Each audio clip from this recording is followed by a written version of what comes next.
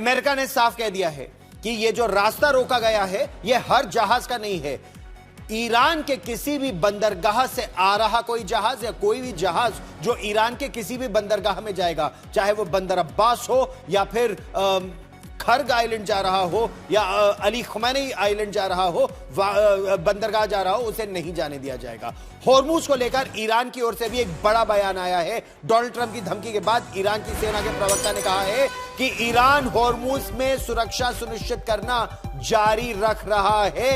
Iran ने फिर दोहराया कि इलाके से दुश्मन के जहाजों को गुजरने का कोई अधिकार नहीं है, केवल ईरान की सेना की शर्तों को पूरा करने के बाद ही जहाजों की आवाजाही स्ट्रेट ऑफ हॉर्मुज से हो सकेगी। ईरान होर्मुज को नियंत्रित करने के लिए एक स्थायी व्यवस्था लागू करने की बात भी कर रहा है। साथ ही अमेरिका की नाकेबंदी की खबरों के बीच कहा है कि अमेरिका का जो बर्ताव है वो पायरेट्स यानी समुद्री डाकुओं की तरह डकैती जैसा है। अमेरिका का यह बर्ताव, ये तस्वीर इस समय मैं आपको दिखा रहा हूं कि किस तरह ईरान ने कहा है कि स्ट्रेट ऑफ हॉर्मुज में उसका पूरा वर्चस्व है।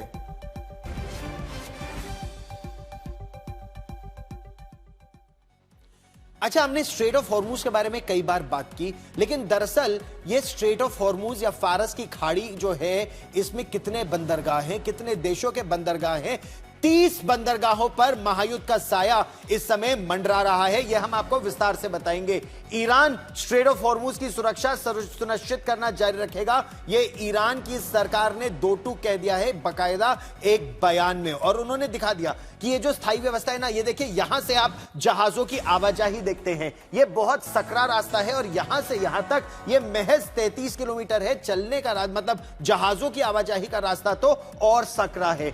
एक आइल जाने का रास्ता है, एक वहां से आने का रास्ता है और दोनों तरफ जहाज इस समय अटके हुए हैं। तो ईरान ने साफ कर दिया है कि स्ट्रेट ऑफ हॉर्मुज में अभी कोई आवाजाही तब तक नहीं होगी जब तक ईरान की सेना की उसमें